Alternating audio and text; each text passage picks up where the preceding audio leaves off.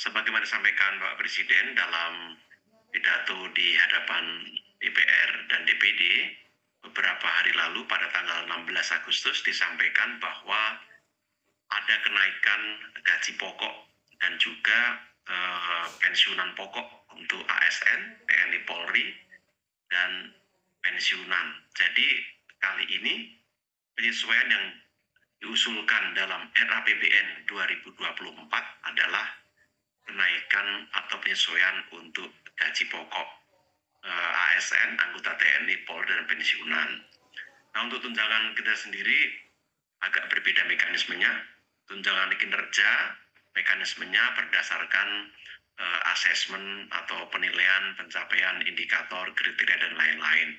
Itu dilakukan secara terpisah meskipun juga dianggarkan.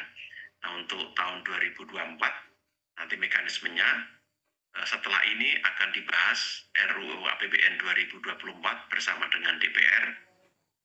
Lalu nanti akan disepakati apakah usulan pemerintah diterima ataukah ada penyesuaian-penyesuaian. Setelah diundangkan, nanti akan dilaksanakan, tentu akan diterbitkan peraturan pemerintah sebagai pelaksanaan dari Undang-Undang APBN dan menjadi dasar pembayaran atau penyesuaian gaji pokok ASN, TNI, Polri, dan pensiunan di tahun 2024 yang akan dimulai per 1 Januari 2024. Kira-kira seperti itu gambarannya, Mbak Iva. Oke, baik Pak Pras. Kemudian dari ASN sendiri begitu Pak, jika dirinci begitu siapa saja dari ASN yang akan menerima kenaikan gaji ini dan apakah memang ada syarat-syarat tersendiri Bapak atau memang berlaku untuk semuanya langsung begitu Pak Pras? Baik. Sesuai dengan undang-undang, diatur di Undang-Undang ASN, Undang-Undang Nomor 5 Tahun 2014, ASN terdiri dari PNS dan PPPK, pegawai dengan perjanjian kerja. Jadi, sudah semestinya rencana kenaikan ini juga akan mencakup PNS dan PPPK, selain anggota TNI dan anggota Polri dan pensiunan. Itu yang akan dicakup. Ini adalah kriteria umum dan tidak ada kriteria khusus karena yang akan diatur oleh mekanisme tunjangan kinerja. Jadi nanti ini akan berlaku umum untuk pegawai di pusat maupun di daerah dan berlaku serentak dengan alokasi yang telah ditentukan.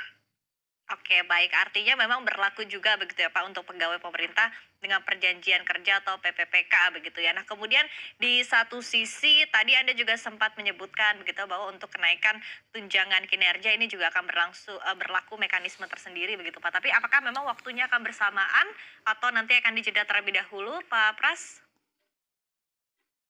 Ya, mekanisme penentuan tunjangan kinerja itu telah diatur khusus dan selama ini dikoordinasikan antara Kementerian PAN-RB, Kementerian Keuangan, dan Kementerian Teknis. Jadi mekanisme, kriteria, syarat penilaian diatur di sana. Setiap tahun dilakukan penilaian bagi instansi yang telah mendapatkan izin prakarsa untuk mendapatkan kenaikan, lalu diusulkan dalam anggaran tahun berjalan dan tahun berikutnya. Itu yang akan ditetapkan oleh pemerintah setiap tahunnya. Jadi mekanismenya nanti berlaku terpisah dan anggarannya pun juga diatur secara terpisah, tidak termasuk dalam skema kenaikan gaji pokok yang sekarang sedang kita bahas. Oke, baik Pak Pras. Pak Pras, kalau kita lihat secara historis ya begitu ya dalam beberapa 10 tahun terakhir bahkan kalau kita lihat dari 2014 ini kenaikan gaji untuk ASN ini hanya berlaku sekitar 3 kali saja begitu pada tahun 2014, 2015, kemudian 2019 sebelum di tahun 2024 mendatang begitu. Nah, sebetulnya apa yang menjadi pertimbangan dari pemerintah sehingga akhirnya mulai dinaikkan di tahun ini? Apakah memang dari sisi anggaran negara sendiri juga sudah mulai lega begitu Pak setelah pandemi COVID-19 berakhir, Pak Pras? Baik, yang pertama pemerintah sejak beberapa tahun lalu telah menggeser kriteria atau standar penilaian menuju ke performance base. Maka yang diatur adalah tunjangan kinerja. Ini supaya lebih adil seiring dengan beban kerja dan performance yang dicapai baik oleh instansi maupun oleh individu. Maka skema tunjangan kinerja terus disempurnakan supaya jangkauannya juga semakin luas, cakupannya semakin besar, dan memberikan rasa keadilan, termasuk bagi publik yang menikmati layanan dari pemerintah. Yang kedua, tentu kita juga melihat pentingnya birokrasi dalam tata pemerintahan kita. Untuk itu, birokrasi yang profesional, yang efisien, yang capable, yang berintegritas, itu niscaya dalam penyelenggaraan pemerintahan. Maka harus didukung dengan gaji atau penghasilan yang sesuai juga agar mereka dapat menjalankan tugas dan fungsi dengan baik.